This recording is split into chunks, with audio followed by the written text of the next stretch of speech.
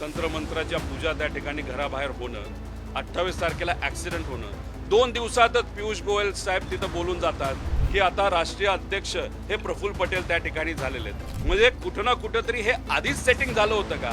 आधीच बैठक झाली होती का? आधीच चर्चा झाली होती का? तुम्ही करताय की 16 फेब्रुवारीलाचं हे पत्र आहे, पण त्यापूर्वी सुद्धा असा प्रयत्न झालेला होता का? कारण तुम्ही एकूणच अजितदादांचा अपघात हे सगळं षडयंत्र होतं असा तुमचा आरोप आहे. तर हे पत्र लिहिणं हे सुद्धा पूर्वनियोजित होतं का? हेच तर मी तुम्हाला सांगतोय. 28 तारखेला अपघात होणं, 28च्या आधी ब्लॅक मॅजिकची पूजा होणं, तंत्रमंत्राच्या पूजा त्या ठिकाणी घराबाहेर होणं, 28 तारखेला ॲक्सिडेंट होणं, 2 दिवसातच पियुष गोयल साहेब तिथं बोलून जातात की आता राष्ट्रीय अध्यक्ष हे प्रफुल्ल पटेल त्या ठिकाणी झालेले आहेत. म्हणजे कुठं ना कुठंतरी हे आधीच सेटिंग झालं होतं का? आधीच बैठक झाली होती का? आधीच चर्चा झाली होती का? आणि मग तिथं येऊन डोळ्यात पाणी जे आणलं गेलं ते खोटं होतं का? कारण एवढं सगळं तुम्ही त्या ठिकाणी करणार असाल, एवढं कट कार्यस्थान त्या ठिकाणी असेल, आणि मग तुम्ही फेब्रुवारी 16ला एक पत्र देताय इलेक्शन कमिशनला, सगळे अधिकार हे तिथं जे वर्किंग प्रेसिडेंट आहेत त्यांना ते त्या ठिकाणी देण्यात यावे. आणि ही गोष्ट जेव्हा सुनित्रा काकींना कळाली तेव्हा त्यांनी हे पत्र त्या ठिकाणी लिहिलेलं आणि स्वतः त्यांनी लिहिलेलं आहे की 28 जानेवारीपासून ते त्या राष्ट्रीय अध्यक्ष होईपर्यंत जर कोणी त्या ठिकाणी पत्र कुठलंही दिलं असेल ते नल अँड व्हाईट त्या ठिकाणी ठरवावं. म्हणजे सुनित्रा काकींना कदाचित जी गोष्ट दादांना माहीत होती, कोणावर विश्वास ठेवायचा कोणावर विश्वास ठेवायचा नाही, हे काकींना कळलंय असं आम्हाला वाटतं. फक्त एवढंच आहे, राजकारण इतकं वंगाळ झालेलं आहे, आसपास कोण लोक आहेत हे मात्र काकींनी त्या ठिकाणी योग्य पद्धतीने ठरवावं. का? लेगेसी आहे ही, अजितदादा पवारांची लेगेसी आहे, त्यांचं कष्ट आहे 40 वर्षाचं, आणि याच्यासाठीच कुठं ना कुठंतरी त्या ठिकाणी आम्ही हा मुद्दा, हा आमच्या पक्षाचा नसला पण शेवटी अजितदादांचा मुद्दा आहे, त्यामुळे अजितदादांचे कष्ट वाया जाऊ नये एवढंच या ठिकाणी या प्रेस कॉन्फरन्सच्या माध्यमातून यांनी हे कागद मी जे पुढे आणलेले आहेत त्याच्या माध्यमातून या ठिकाणी मला सांगायचं.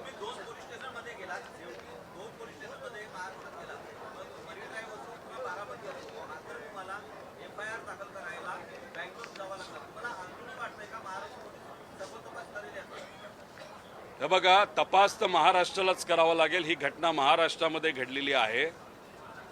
FIR घेतला जात नव्हता, आम्ही प्रयत्न केले, कर्नाटका पोलिसांनी तो स्वीकारला, 0 FIRच्या अंतर्गत तो ट्रान्सफर सुद्धा केला.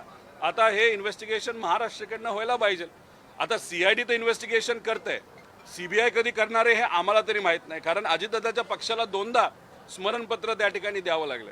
आणि मग अशात जेव्हा केव्हा योग्य दिशेने हा तपास जाईल तेव्हा या FIRचा तिथं उल्लेख, नाही ते FIR मध्ये ज्या गोष्टी दिलेल्या आहेत त्याच्या पद्धतीनेच इन्व्हेस्टिगेशन हे त्या संस्थेला करावं लागेल, हे मात्र खरं आहे. जय पवार यांची जी पत्रकार परिषद होणार होती, सगळेच पोलीस खराब असतात असं समजून चालणार नाही.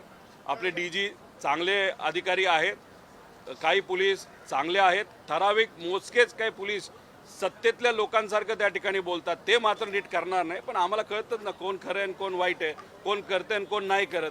जे करतात त्यांचं नाव आम्ही सकारात्मकच घेतो, जे नाही करत लोकांना आम्ही त्यांची नावं काढून सांगू की हे असे असे आहेत.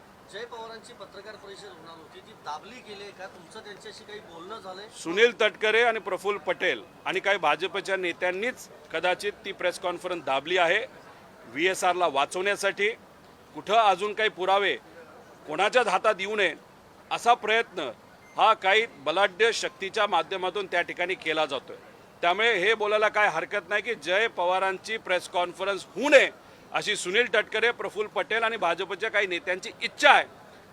प्रश्न एवढाच आहे की दबावाच्या खाली जय पवार हे दबतील का अजितदादा जसे होते की लढायला तयार तसे ते लढतील, एवढाच मात्र फरक आहे. तो जय पवारांच्या माध्यमातूनच आपल्याला कळेल. नाही झालं. या संदर्भामध्ये आता हे जे पत्र हाती लागलेलं आहे, या संदर्भामध्ये तुमचं सुनेत्रा पवार किंवा त्यांच्या पक्षातल्या त्यांची मुलं या दोघांपैकी कोणाशी काही बोलणं झालेलं आहे का?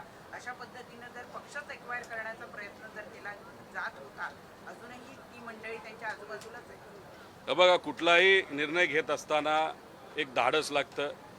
निर्णय घेताना उगाचच उशीर घेऊन निर्णय घेऊन चालत नसतं, लगेच त्या ठिकाणी घ्यायचा वाटत असतो.